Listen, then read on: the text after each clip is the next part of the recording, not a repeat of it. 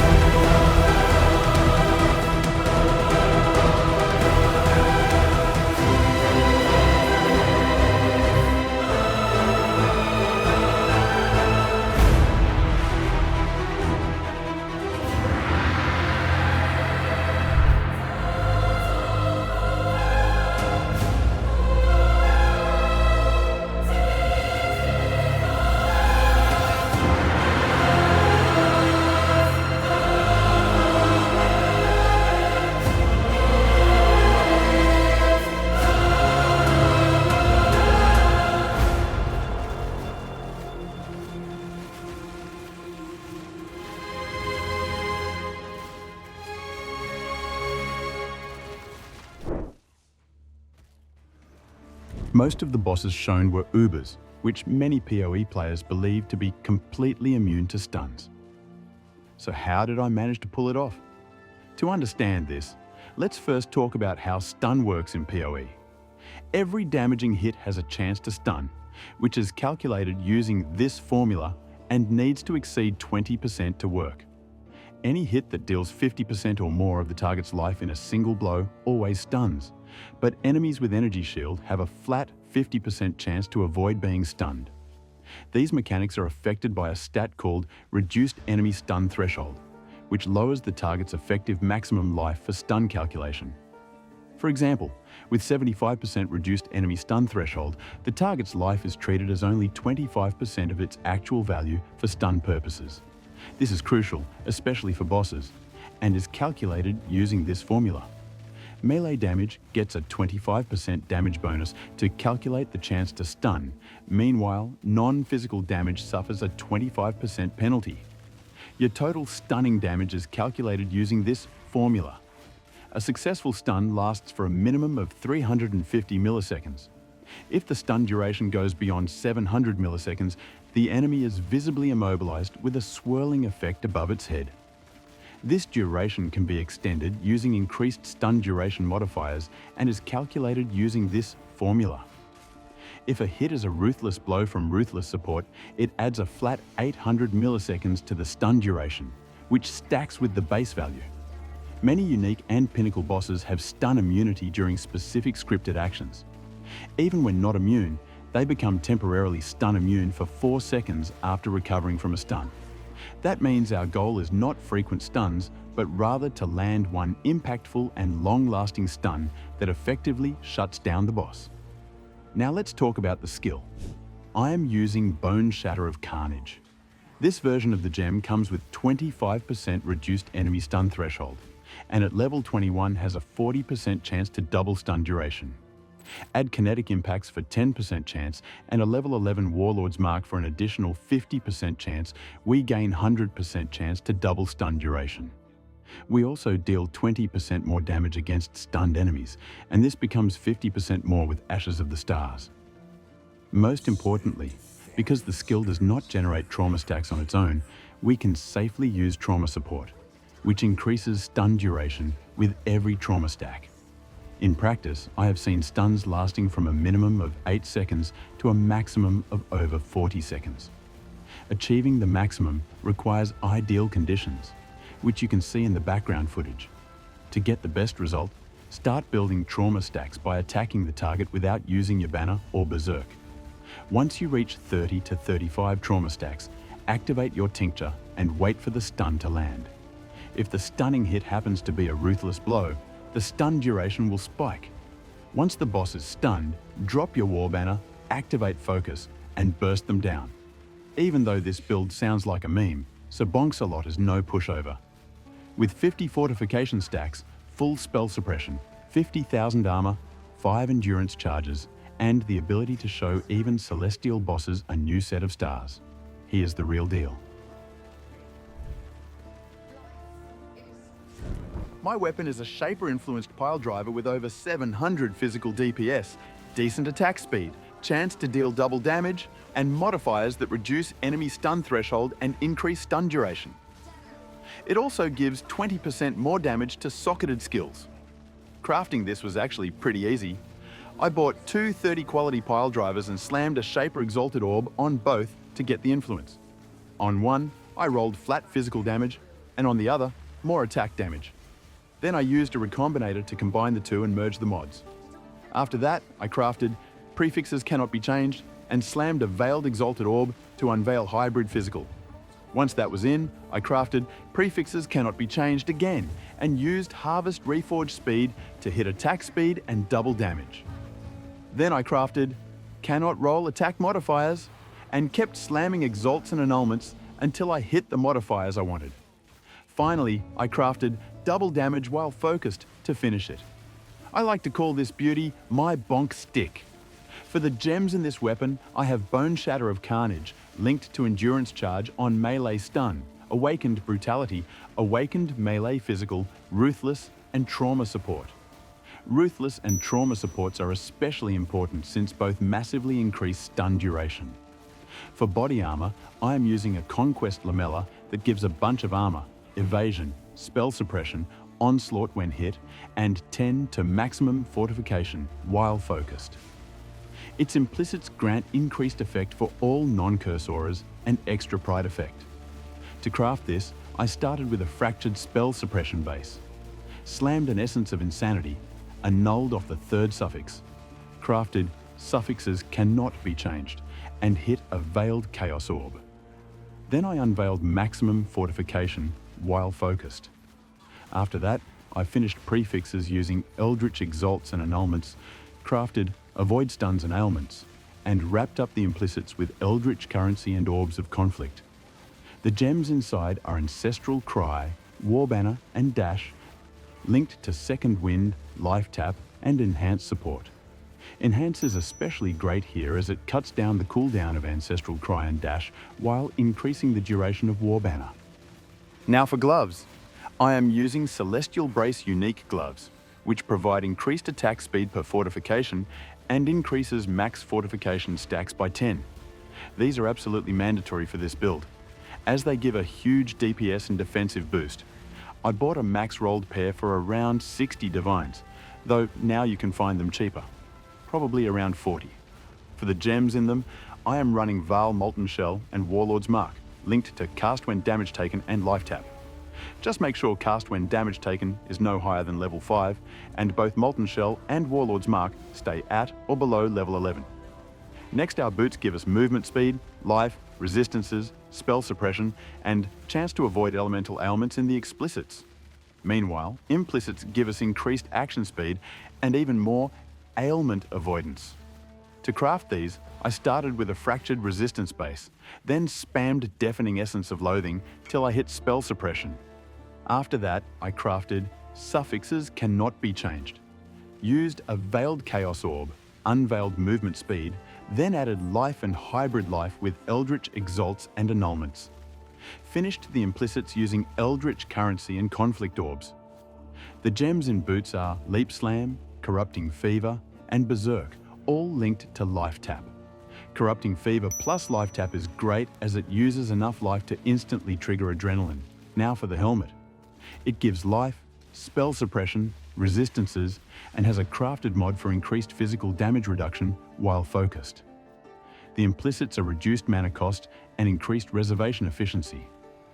To craft this, I bought a fractured base with 1 resistance, slammed another resistance using essence till I got suppression, then fixed prefixes with eldritch, exalts, and annulments. Crafted the focused physical damage reduction mod, then finished implicits with eldritch currency and orbs of conflict. Inside the helmet, I am running Pride, Herald of Purity, and Flesh and Stone, linked to Enlighten support. Flesh and Stone adds a nice defensive and offensive layer. Our belt is an Elder-influenced rustic sash with flat life, percent life, global physical damage, resistances, and level 30 aspect of the spider.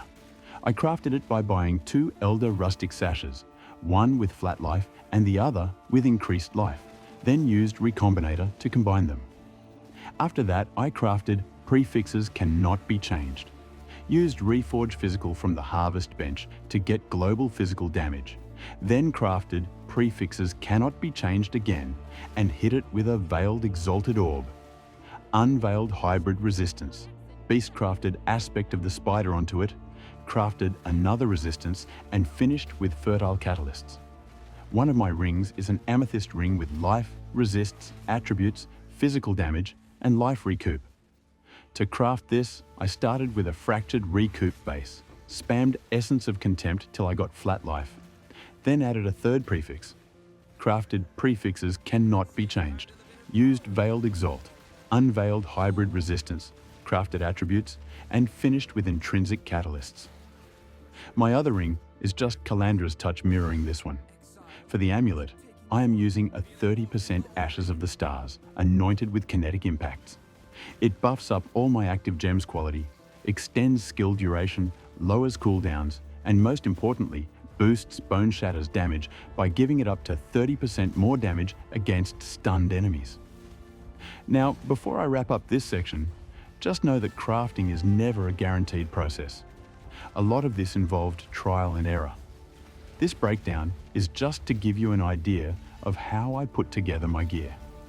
If enough people are interested, I might do a full step-by-step guide on crafting each of these pieces in detail, so let me know if you are interested in the comment section.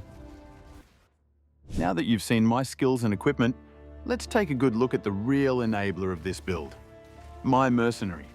A true MVP who probably brings more to the table than any of your exes ever did. Emphasis on the probably. My Merc is a level 83 striker who provides both vitality and determination auras, giving me a solid amount of regeneration and armor. He also uses Enduring Cry from time to time, helping keep my endurance charges fully stacked. His main attack is Dual Strike, which is particularly useful for inflicting ailments like shock, since he swings both weapons at once and hits pretty hard despite being a dual wielder. Now let's run through his gear. In one hand, he holds Soul Taker, which lets him chill enemies. In the other, he's got a high physical damage mace to make sure those hits really count. For his body armor, I've equipped him with Spore Guard, mainly because it's anointable, and I've anointed it with the Glacial Cage node. This causes any enemy he chills to take up to 10% increased damage permanently. His helmet is Elder and Hunter influenced, which grants modifiers that cause nearby enemies to take increased physical damage. One of those modifiers is the new Infamy suffix, which boosts the damage enemies take based on fortification, and yes, it fully works with mercs. The helmet also grants him Shocking Conflux for 3 seconds every 8 seconds, allowing all his damage to inflict shock during that window. For the amulet, he's wearing a Corrupted Our World's Uprising with the additional curse implicit set up for vitality. The main reason for using this amulet is its modifier that causes nearby enemies to have 10% reduced stun and block recovery. That translates to 10% more stun duration, which is massive for this build. Any walls with all strength can roll this modifier. It's also anointed with the Static Blows notable, which increases the effect and duration of the shocks he inflicts. If you can't find a version with the additional Curse Corrupt, you can anoint Whispers of Doom instead. For his boots, he wears Storm Charger, which further boosts shock effect and duration. This, combined with the static blows anoint, is what lets him keep targets permanently shocked. Moving on to the rings, one of them is Warlord Influence to apply level 1 vulnerability on hit. The other is the unique Squirming Terror, which spawns worms every 0.2 seconds, letting us benefit from on-hit and other triggered effects very consistently. For his belt, he's got a Crusader base with cooldown recovery, which reduces the cooldown of Enduring Cry. That cooldown recovery stat is the only one that really matters. The rest is just icing. Lastly, his gloves are Warlord and Hunter influenced, with modifiers that allow him to target additional nearby enemies and apply Culling Strike. This means he can instantly execute anything at or below 10% life. The Merc is the true backbone of this build. Without him, I doubt it would work as great as it does. He brings an enormous amount of both offensive and defensive support that takes the entire setup to the next level. For jewels, I am using a Lethal Pride with this particular number socketed near the stamina node, which grants +4 to maximum fortification. Next, I am using a 12 passive large cluster jewel for maces and staves. It has modifiers that grant increased elemental resistance, attack speed, and increase the effect of all small passive nodes present on the cluster.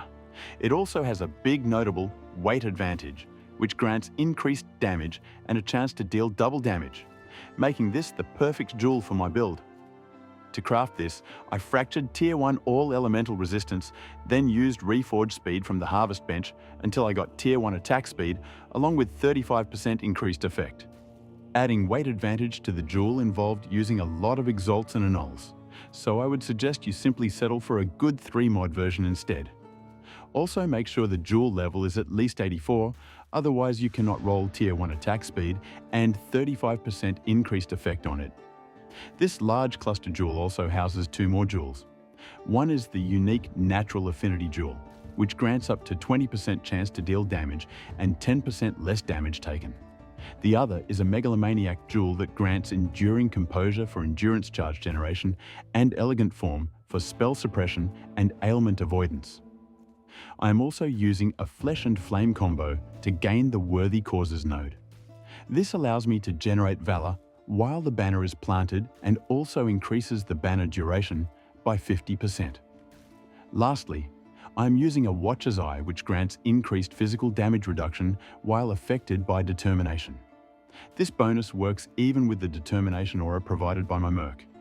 It also grants a chance to deal double damage while affected by Pride. The jewel also has increased life regeneration while affected by Vitality, but that mod is not mandatory.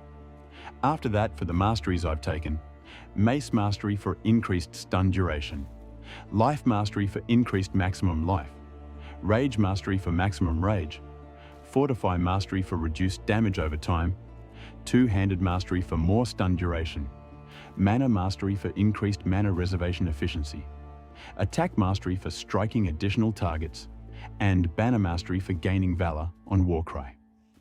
I am also using 2 new masteries gained by using Rune Grafts. One grants increased buff duration and reduced debuff duration, which works great for trauma stacking. The other grants a 20% chance to recover full life whenever I reach low life. I've also utilized some tattoos for spell suppression and fire resistance. Spell suppression tattoos can get super expensive, so it's better to sacrifice your anoint and go for Entrench Anoint instead to cap spell suppression. For Ascendancy, upon finishing the normal labyrinth, we take first to strike, last to fall. This allows us to use Adrenaline. Next, after completing the Cruel Labyrinth, we take Fortitude. This grants us permanent maximum fortification. After that, upon finishing the Merciless Labyrinth, we go with Unstoppable Hero. This gives us more armor, evasion, and attack speed as long as we have over 20 fortification stacks. Lastly, on completing the Uber Labyrinth, we take Inspirational. This provides increased aura effect and up to 10.5% life regenerated per second while the banner is planted. It also allows us to recover most of our Valor on leaving the banner area. For Pantheon, we use Soul of Aracali as our major god, which grants reduced damage over time taken, reduced debuff duration, and increased life regeneration. For our minor god, we take Soul of Tukohama for additional physical damage reduction and life regeneration while stationary. If you're looking for the budget version of this build, you can find it in the Path of Building link in the description. We also have videos for almost every part of the build, and the full playlist will be shown at the end of the video. I will also leave links to all the parts in the video description. If you enjoy this kind of off-meta content, make sure to like, subscribe, and even ring that notification bell to stay updated on whatever off-meta trash build I manage to cook up next. And if you want to stay even more connected, consider joining our Discord server or following me on Twitch. As always, thanks for watching Exile. But before we go, here is a quick glimpse of what's coming next.